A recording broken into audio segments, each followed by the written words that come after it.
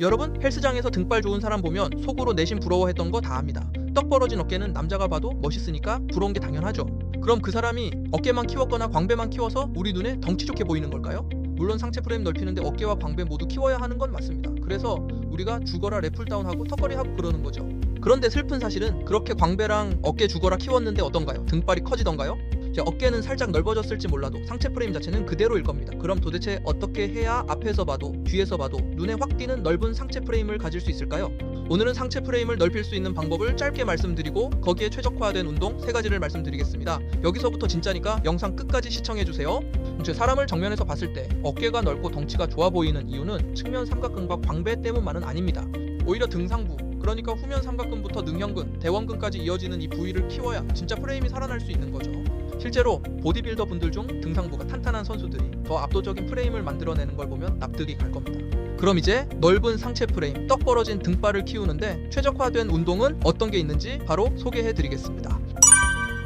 와이드 그립 케이블 로우는 등상부 운동 중에서도 자극 위치가 가장 명확하게 느껴지는 운동입니다. 보통 시티드 로우는 팔꿈치가 몸통 옆에 붙으면서 광배 쪽으로 자극이 몰리는데요. 근데 그립을 어깨 너비의 1.5배 정도로 넓게 잡고 손등이 위로 가는 오버그립으로 바꾸는 순간 운동의 타겟이 완전히 달라집니다. 왜 그럴까요? 와이드 그립으로 잡으면 팔꿈치가 자연스럽게 몸 옆으로 벌어지면서 타겟이 뒤쪽 위 방향으로 이동하게 되기 때문이죠. 이 팔꿈치의 각도가 바로 능형근, 중하부 승모근, 후면 삼각근, 대원근을 한 번에 터뜨리는 최적의 각도죠. 이렇게 로우 동작할 때 팔꿈치의 각도를 조금만 다르게 해도 광배가 아닌 등상부 전체를 타겟팅 해주기 때문에 상체 프레임을 키우는데 아주 효과적인 운동입니다. 운동 방법은 이렇습니다. 상체는 살짝 세우고 견갑을 먼저 뒤로 당겨 꾹 고정한 다음 팔꿈치를 45도 각도로 벌리면서 뒤로 쭉 당겨줍니다. 케이블 로우의 핵심은 바로 팔꿈치의 각도인데요. 로우 동작을 할 때 팔꿈치가 내려가지 않도록 유지해야 하는 거 잊으시면 안 됩니다. 그런데 초보자들이 흔히 하는 실수가 로우 동작을 할 때 가슴을 너무 내민다는 건데요. 가슴을 내미는 느낌이 아니라 견갑을 뒤로 쫙 모아주는 느낌으로 하는 게 핵심입니다. 그리고 이완할 때는 최대한 어깨가 앞으로 말릴 정도로 가동 범위를 크게 가져가야 합니다. 이렇게 하면 등상부에 자극이 집중되면서 엄청난 펌핑감을 느낄 수 있을 겁니다. 정리하면 와이드 그립 케이블 로우를 할 때는 딱 3가지만 기억해주세요. 팔꿈치 각도, 수축할 때는 고립, 이완할 때는 최대한의 가동 범위. 이 3가지를 신경 쓰면서 동작을 수행하면 탄탄한 등상부 근육을 가질 수 있습니다. 다음은 티바로우입니다. 넓은 등판 만들려고 광배만 죽어라 했더니 아래만 볼륨이 있고 등상부는 납작한 분들 많으시죠? 납작한 등상부를 가장 효과적으로 변화시켜줄 수 있는 운동이 바로 티바로우입니다. 사실 이 운동은 과거 보디빌더들, 특히 아놀드 슈워제네거와 프랑코 콜롬부가 등 프레임을 만들 때 메인으로 삼았을 정도로 인정받은 운동인데요. 티바로우가 인정받는 이유는 바벨 궤도가 고정되어 있어서 안정성이 높고 팔꿈치를 몸 뒤쪽으로 길게 뺄 수 있기 때문입니다. 이렇게 로우 동작의 가동 범위를 최대로 가져가면 광배뿐만 아니라 승모근, 중하부, 능형근, 대원근이 동시에 개입되어 등 전체를 골고루 키워줄 수 있는 거죠. 즉, 이 운동 하나로 등판 전체를 키울 수 있다는 겁니다. 특히 가슴 패드에 기대고 하는 체스트 서포티드 티바로우는 허리 개입을 최소화해서 등상부에만 온전히 집중할 수 있습니다.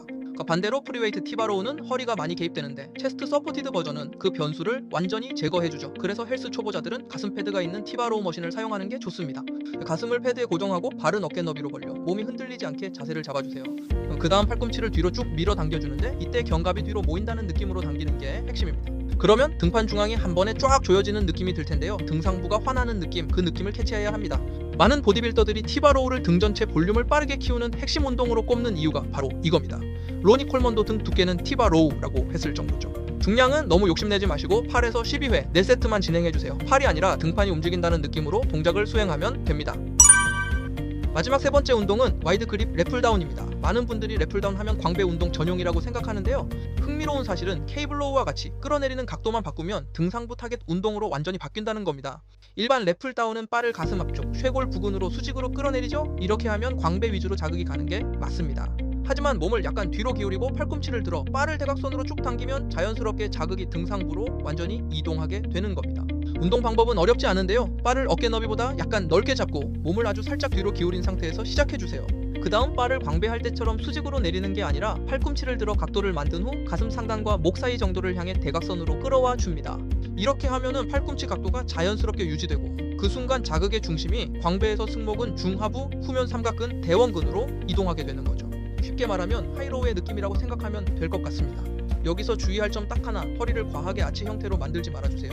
간혹 초보자분들은 과한 의욕으로 허리를 지나치게 꺾어 부상을 입는 경우가 많습니다. 뿐만 아니라 이런 자세로 하면 오히려 자극이 허리와 광배로 몰려 등상부 근육에는 아무런 도움이 되지 못합니다. 그러니 몸의 각도는 10에서 15도 정도만 뒤로 젖혀 쫙 조여주는 로우 동작을 수행해주세요. 와이드 그립 랩풀다운은 12회 3에서 4세트로 진행해주시고 중량보다는 자세와 횟수를 늘리는 방향으로 하면 한 달 뒤에는 달라진 등판을 갖게 될 겁니다. 여러분 오늘 영상 어떠셨나요? 완전 괜찮지 않았나요? 상체 프레임은 진짜 정직합니다. 등상부가 조금만 채워져도 이전과 다르게 이제 어깨가 훨씬 넓어 보이고 몸 전체가 커 보이는 효과를 볼 수 있을 겁니다. 와이드 케이블 로우로 견갑 움직임을 익히고 티바 로우로 볼륨과 두께를 채우고 와이드 래플 다운으로 마무리해 주시면 확실히 프레임 커졌다는 말을 무조건 들으실 겁니다. 여기까지 오늘 영상이 도움되셨다면 구독과 좋아요 꼭 부탁드리고요. 댓글로 어떤 운동이 가장 효과 좋았는지도 알려주세요. 다음 영상에서 또 만나요.